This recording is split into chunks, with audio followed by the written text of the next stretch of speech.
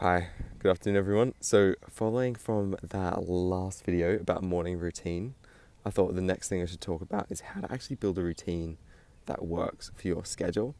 Now keep in mind that whilst I have in the past done jobs that are 9 to 5 in the service industry where you have to be basically present between 9 to 5, your breaks are pre-mandated, as in they're probably usually a 15-minute break at 10:30, an hour at 1, an hour at 12 or 1, and then you have a 15-minute break in the afternoon shift. So total time of about an hour and a half, but it's very mandated and you don't have control over it.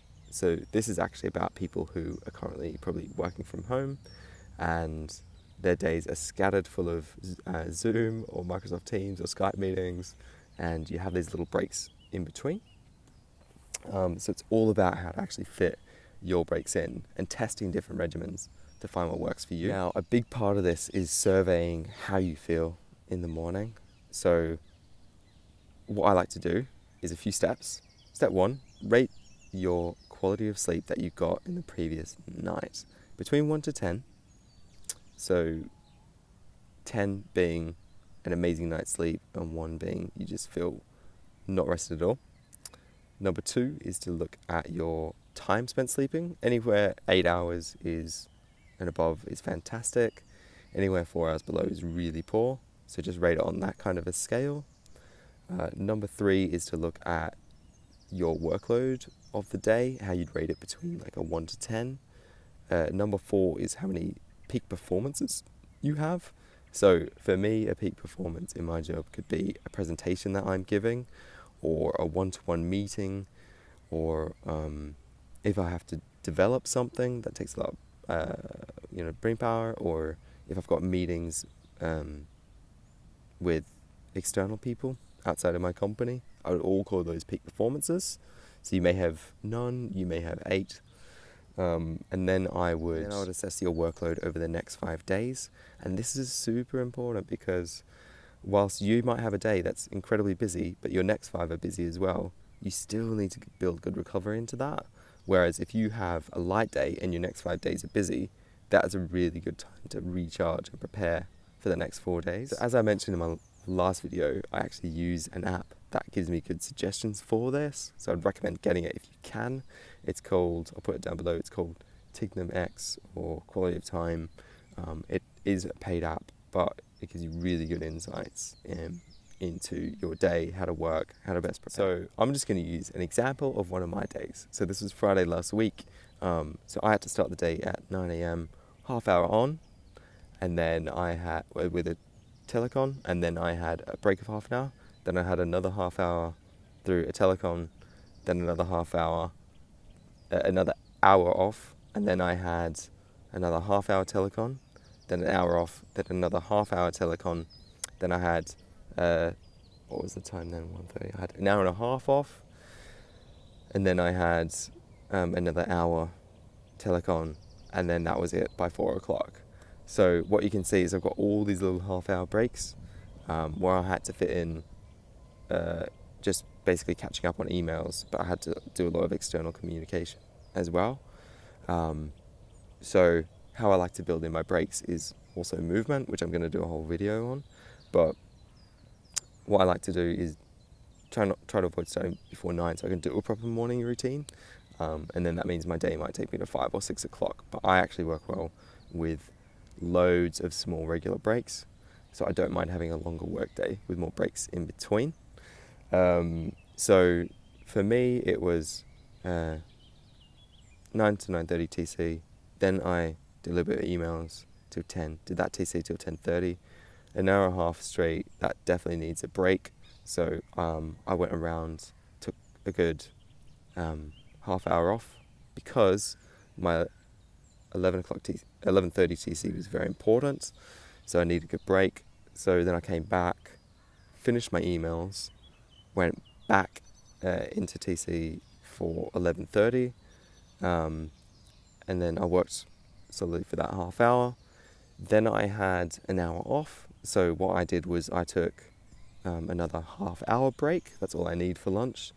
Then I built some time of movement into doing more external work before my 1 o'clock TC. And then that brought me to 1:30. At that point, I've had an hour of breaks. I'm feeling well rested. So you can kind of do a midway assessment of your day. Some things is, if I wasn't feeling rested, even 5 minutes of shutting your eyes and taking a mini nap, anywhere up to 20 minutes, can be very effective. So then I like to take these frequent half-hour breaks. So bring me to 1:30. I then worked for another hour for 2:30. I then wanted another half-hour break so I could be at peak performance for my 3 o'clock call. So now it's 4 o'clock. I've taken an hour and a half of breaks. My workday's almost completed because fortunately it was a Friday. I'm still got enough energy to continue. So I worked till 4:30. It's now 4:30. I've taken an hour and a half of breaks, and I still feel well enough to continue. So I just take a 5-10 minute mini break just to get me able to finish off, and then I work for another hour, 20 minutes till 6 o'clock. So whilst it's a very unusual work day because it seems long, it doesn't feel long because I've taken those regular breaks. So that's how I like to work.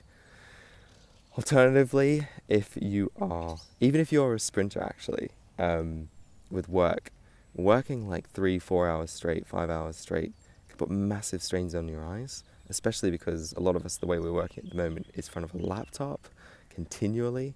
So I'd highly recommend taking regular breaks because the way we work is very different at the moment and there's only so much that you can do. So another example of a day is here's another day in my week. I start with a 3-hour video call and it goes from 9 till 12. So I'm not able to actually take a break in that time.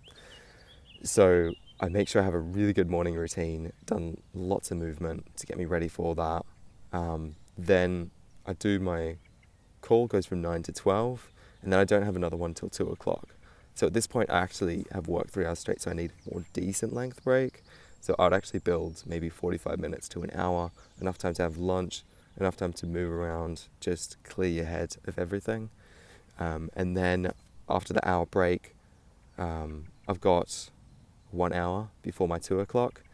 So I would then do it would actually be 2 hours straight. So checking emails, catching up on those, and then going to that hour-long TC.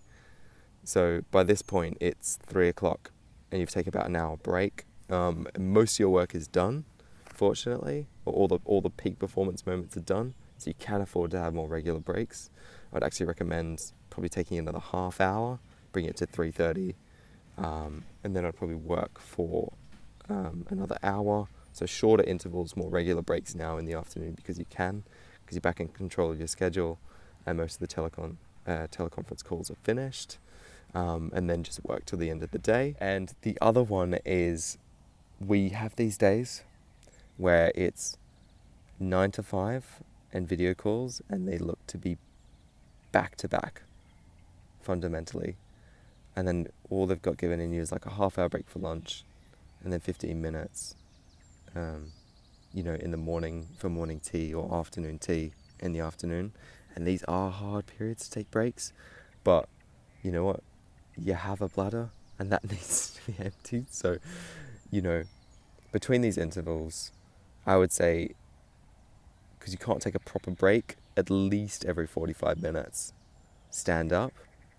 So, every 45 minutes a day, take a moment to stand up, do a little stretch of the legs, and walk around as much as you can, depending on your circumstances.